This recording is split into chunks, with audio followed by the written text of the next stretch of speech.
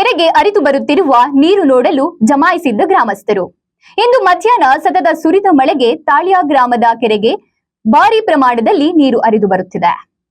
ಹೊಳಲ್ಕೆರೆ ತಾಲೂಕಿನಾದ್ಯಂತ ಕಳೆದ ಕೆಲವು ದಿನಗಳಿಂದ ಸತತ ಮಳೆ ಬೀಳುತ್ತಿದ್ದು, ತಾಳ್ಯ ಗ್ರಾಮದ ಕೆರೆಗೆ ಅಕ್ಕಪಕ್ಕದ ಗ್ರಾಮದ ಹಳ್ಳಕೊಳ್ಳಗಳ ಮೂಲಕ ಭಾರಿ ಪ್ರಮಾಣದಲ್ಲಿ ಮಳೆ ನೀರು ಹರಿದು ಬರುತ್ತಿದೆ. ಕೆರೆಗೆ ನೀರು ಹರಿದು ಬರುವುದನ್ನ ನೋಡಲು ತಾಳ್ಯ ಹಾಗೂ ಸುತ್ತಮುತ್ತಲಿನ ಗ್ರಾಮಸ್ಥರು ಛತ್ರಿ ಹಿಡಿದು ಕೆರೆ ಬಳಿ ಬಂದು ಜಮಾಯಿಸಿದ್ದರು.